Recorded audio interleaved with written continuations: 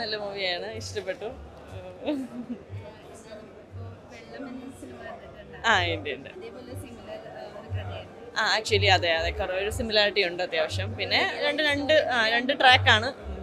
അല്ല, അതായത് വെള്ളമടിച്ച് നശിക്കുന്നവർ നന്നാവുന്നതിൻ്റെ ഒരു സാധനം തന്നെയാണ് ബേസിക്കലി. പക്ഷെ രണ്ട് ട്രാക്കാണ്, കണ്ടിരിക്കാൻ രണ്ട് വ്യത്യസ്തമായ മൂവിയാണ്. അതെ, കിടിലം അഭിനയമായിരുന്നു. അതും ശരിക്കും മരിച്ചഭിനയിച്ചതെന്നൊക്കെ നമ്മൾ പറഞ്ഞിട്ടില്ലേ, ഏകദേശം അതുപോലെയാണ്. ഞാനിപ്പം പറയായിരുന്നു, പല ഷോട്ടും കണ്ടിട്ട് വിശ്വസിക്കാൻ പറ്റാത്ത പോലെയാണ് ചെയ്തേക്കുന്നത്. അതും ഞാൻ ശരിക്കും ഞെട്ടിയത് ആ ട്രെയിൻ പാസ് ചെയ്യുന്ന ഷോട്ട്. ശരിക്കും ഞാൻ പറഞ്ഞു കേട്ടായിരുന്നു ആള് ചെയ്തു എന്ന്, പക്ഷെ അത് റിയലി കണ്ടപ്പോഴാണ് ജസ്റ്റ് ട്രെയിൻ തൊട്ട് മാറിയ പോലെ എനിക്ക് ഫീൽ ചെയ്തു. അങ്ങനെ പലതും റിസ്ക് എടുത്ത് ആള് ബേസിക്കലി അങ്ങനത്തെ ക്യാരക്ടറാണ്, എന്ത് റിസ്ക് എടുത്തും ചെയ്യുന്നത്. അപ്പം അത് സ്ക്രീനിൽ കാണാറുണ്ട് എല്ലാ സീനിലും. അതെ അതെ.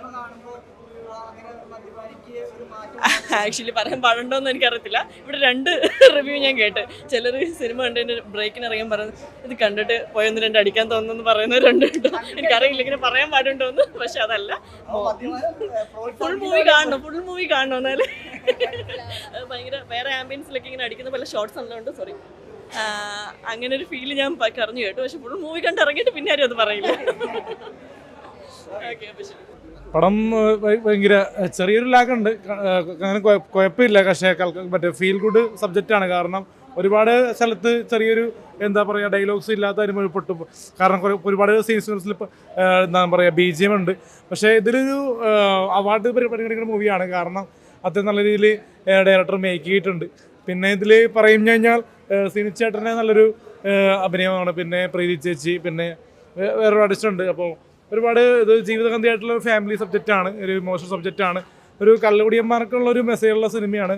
കള്ളു കുടിക്കുന്നത് നല്ലതാണ്, പക്ഷെ അത് ലൈഫ് ലോങ് കൊണ്ടുവന്നു കഴിഞ്ഞാൽ ഫാമിലി അത് നല്ലതായിട്ട് സംഭവിക്കില്ല എന്ന് പറയുന്ന മെസ്സേജ്. വെള്ളം മൂവിയിലെ മുരളിയില്ലേ, അതിൽ നിന്നും ഈ ജീവൻ വ്യത്യസ്തമാണ്. വെള്ളം മൂവിയിലെ ജയസൂര്യ വലിയൊരു പെർഫോമൻസ് ആയിട്ട് എനിക്ക് തോന്നിയില്ല. ഞാൻ ട്രെയിലർ ഫുള്ള് സിനിമ കണ്ടിട്ടില്ല വെള്ളം, പക്ഷേ എനിക്ക് ട്രെയിലർ കണ്ടപ്പോഴൊക്കെ എനിക്ക് തോന്നിയത് വലിയൊരു പെർഫോമൻസ് തോന്നിയില്ല. ഇത് നല്ലൊരു നാച്ചുറാലിറ്റി പെർഫോമൻസ് ആയിട്ട് തോന്നി. കാരണം ജയസൂര്യ എന്ന നടൻ ഒരുപാട് സിനിമയിൽ വെള്ളോടിയായിട്ടൊക്കെ അഭിനയിക്കുമല്ലോ. പക്ഷെ ഇത് ഒരു പുതുമുഖ നടനല്ലേ സീനും, അപ്പൊ അത് വർക്കൗട്ടായി പോയിട്ടുണ്ട് അത്യാവശ്യം. ഇതും ഫുൾ ഉള്ള പുതുമുഖങ്ങളാണ്. ആ ഒരു എഫോർട്ട് എടുക്കാൻ ഡയറക്ടർ കാണിച്ച കോൺഫിഡൻസ് സ്ക്രിപ്റ്റിന്റെ ആണോ അതോ? അത് സ്ക്രിപ്റ്റിന്റെയും പിന്നെ ആ ഒരു ആർട്ടിസ്റ്റിന്റെ വാല്യൂ അല്ല, ഇതിൽ കഥയാണ് വലുത്.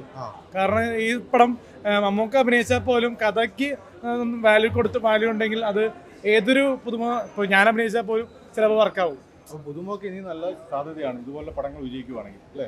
പുതുമുഖങ്ങൾക്ക് ഇതുപോലുള്ള പടങ്ങൾ ആൾക്കാർ കണ്ടു കഴിഞ്ഞാൽ ആൾക്കാർ ഇപ്പോൾ മഞ്ഞുമൽ ബോയ്സ് പോലെയോ അല്ല പ്രേമലു പോലെയോ ആൾക്കാർ ഇടിച്ച് സിനിമയ്ക്ക് പുതുമുഖ നടന്മാർക്ക് ടിക്കറ്റ് എടുത്തു കഴിഞ്ഞാൽ എന്തായാലും പടങ്ങളും ഇതുപോലെ ഒരുപാട് തിയേറ്റേഴ്സും ഉയർന്നു വരും.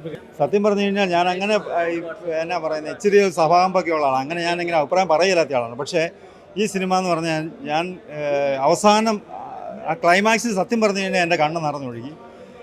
വളരെ നല്ലൊരു സിനിമ. അതുപോലെ തന്നെ സമൂഹത്തിന് കൊടുക്കാൻ പറ്റുന്ന ഏറ്റവും നല്ലൊരു മെസ്സേജ്, ഈ ഒരു കാലഘട്ടത്തിൽ സമൂഹത്തിന് കൊടുക്കാൻ പറ്റുന്ന ഏറ്റവും നല്ലൊരു മെസ്സേജായിട്ടാണ് എനിക്ക് തോന്നുന്നത്. അല്ല, തീർച്ചയായിട്ടും ഞാൻ പറയുന്നതെന്ന് വെച്ച് കഴിഞ്ഞാൽ ഇത് ഈ ഒരു കാലഘട്ടത്തിൽ ചെയ്യേണ്ട ഒരു കാര്യം എന്ന് വെച്ച് കഴിഞ്ഞാൽ അങ്ങനെയുള്ള ഒരു വലിയ കാറ്റഗറി പ്രത്യേകിച്ച് യുവാക്കൾ നമ്മുടെ നാട്ടിലുണ്ട്. അപ്പോൾ അങ്ങനെയുള്ളവരെയൊക്കെ ഈ സിനിമ കാണിക്കുക എന്നുള്ളതാണ് ഏറ്റവും വലിയ കാര്യം. കാരണം ഇവർക്കൊക്കെ തിരിച്ചു വരും. ഞാൻ പലരും പറയുന്നത് കേട്ടിട്ടുണ്ട്, ഞാൻ നാളെ അടി നിർത്തും എന്ന് പറഞ്ഞിട്ടുണ്ട്. പക്ഷേ ഇവർ ജീവിതത്തിൽ ഒരിക്കലും അടി നിർത്തുന്നതായിട്ട് കാണുന്നില്ല. ഇപ്പം നമ്മൾ ഇതിനകത്തുണ്ട് പല ഘട്ടങ്ങളുണ്ടല്ലോ, മദ്യപാനത്തിൻ്റെ ആ ഒരു പല സ്റ്റേജസ് ഉണ്ട്, ആ ഹാലുസിനേഷൻ വരെയുള്ള സ്റ്റേജസ് ഉണ്ടല്ലോ. അപ്പോൾ ആ ഒരു ഘട്ടത്തിൽ വരെ ഇവർക്ക് നിർത്താൻ പറ്റുന്നുള്ളൂ, പക്ഷെ ഒരിക്കലും നിർത്താൻ പറ്റാറില്ല. അപ്പോൾ ഈ ഒരു സിനിമ ഇങ്ങനെയുള്ളവരെ കാണിക്കുകയാണ് തീർച്ചയായിട്ടും അവർക്ക് ജീവിതത്തിലേക്ക് മടങ്ങി വരാനായിട്ടും. അതുപോലെ തന്നെ ആ അവസാന കുട്ടിയായിട്ടുള്ള ഹഗ് ചെയ്യുന്ന ആ രംഗം ഉണ്ടല്ലോ, അതൊക്കെ എന്ന് പറഞ്ഞു കഴിഞ്ഞാൽ നമുക്ക് ഭയങ്കര ടച്ചിങ് ആണ്. അപ്പോൾ അവർക്ക് ജീവിതത്തിലേക്ക് തിരിച്ചു വരാനായിട്ടും ആ ഫാമിലി ലൈഫിൻ്റെയൊക്കെ ഇമ്പോർട്ടൻസ്. അപ്പോൾ എന്താണെങ്കിലും ഈ സിനിമ എന്താണ് സമൂഹത്തിനുള്ള നല്ലൊരു മെസ്സേജാണ്, സമൂഹത്തിനൊരു കോൺട്രിബ്യൂഷനാണ്, നമ്മുടെ സമൂഹത്തിന് നന്മയിലേക്ക് തിരിച്ചു വരാനുള്ള ഒരു കാരണമാകട്ടെ എന്നാണ് ഞാൻ കരുതുന്നത്. Okay, thank you. സിനിച്ചേട്ടൻ്റെ ഫസ്റ്റ് പടമാണ്. അതിൽ നല്ല രീതിയിൽ എന്താ പറയുക, ഒരു ബുദ്ധിമുട്ടും ഇല്ലാതെ അഭിനയിക്കാൻ പറ്റി.